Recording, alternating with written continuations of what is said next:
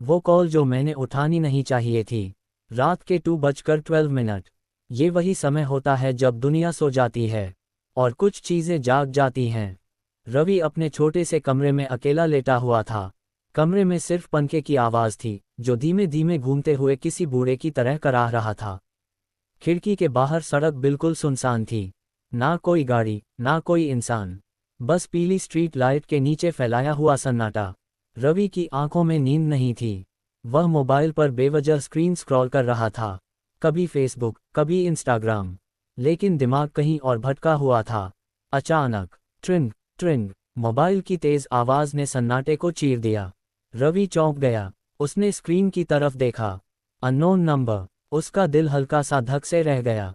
इतनी रात को कौन कॉल करता है? उसने बिना सोचे कॉल काट दी। पंखा फिर से अकेला बोलने लगा। रवि ने करवट बदली। आजकल लोग प्रैंक बहुत करते हैं, वह खुद को समझाने लगा। लेकिन तभी ट्रिंग ट्रिंग, फिर से वही नंबर। इस बार रवि का हाथ कांप गया। उसका दिल जोर जोर से धड़कने लगा। एक ही नंबर 2 बार, ये कोइंसिडेंस नहीं हो सकता।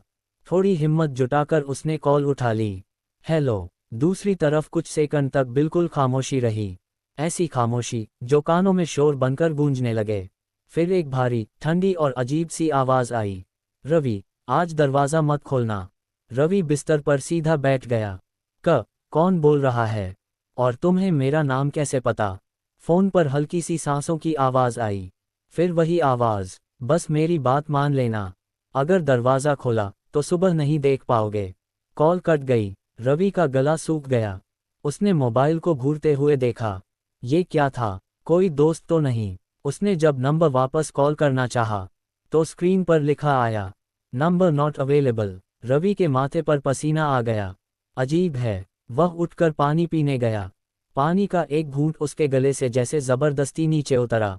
वह अभी गिलास रख ही रहा था कि ठक ठक ठक, दरवाजे पर दस्तक। रवि का दिल बैठ गया। कौन? उसकी आवाज़ कांप रही थी। बाहर से एक जानी पहचानी आवाज़ आई, मैं हूँ माँ, दरवाज़ा खोल। रवि सन रह गया। उसकी माँ तो 2 दिन पहले गांव गई थी। सुबह फ़ोन पर बात हुई थी। वह साफ कह चुकी थी, 3 दिन बाद आऊंगी। माँ, आप यहाँ कैसे? बाहर से कुछ पल चुप्पी रही। फिर आवाज़ बदली। अब वह आवाज़ भारी थी, रूखी थी और बिल्कुल इंसानी नहीं लग रही थी। दरवाज़ा खोल रवि। रवि पीछे हट गया। उसकी सांसें तेज हो गईं। उसी पल मोबाइल फिर बज उठा। Unknown number. रवि ने कांपते हाथों से फ़ोन उठाया। फ़ोन मत काटना और मेरी बात ध्यान से सुनना। रवि फुसफुसाया, तुम हो कौन? आवाज़ आई, वो तुम्हारी माँ नहीं है। रवि की आंखें भर आईं। तो फिर कौन है? फ़ोन पर आवाज़ और ठंडी हो गई। जो भी है, अगर तुमने दरवाज़ा खोला तो तुम कभी वापस नहीं आ पाओगे। ठक ठक ठक, दस्तक तेज होती जा रही थी। अब दीवारें भी कांपती महसूस हो रही थीं। रवि ने हिम्मत करके झरोखे से बाहर झांका। बाहर अंधेरे में एक आकृति खड़ी थी। धीरे धीरे स्ट्रीट लाइट की रोशनी उस पर पड़ी। रवि की चीख निकलते निकलते रुक गई। वो खुद रवि था। वही चेहरा, वही कपड़े, वही बालों की स्टाइल। बस फर्क था तो आंखों में।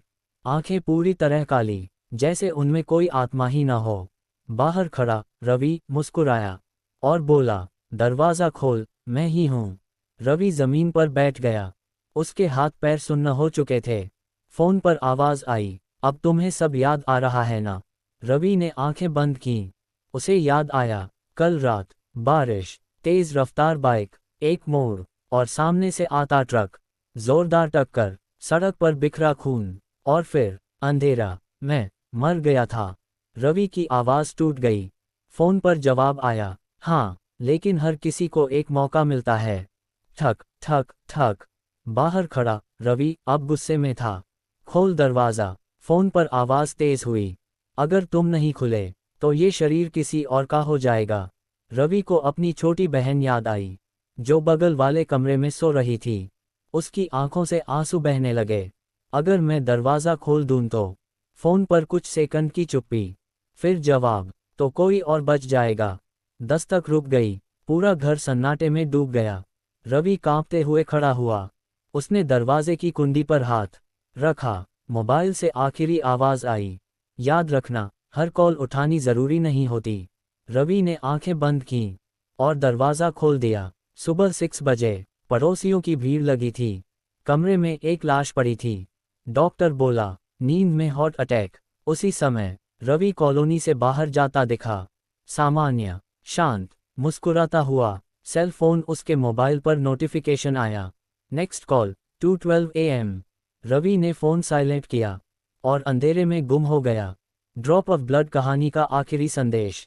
अगर आधी रात कोई अननोन कॉल आए तो सोच समझकर उठाना, क्योंकि कभी कभी उस कॉल के बाद सिर्फ फ़ोन नहीं उठता, किसी की जगह बदल जाती है।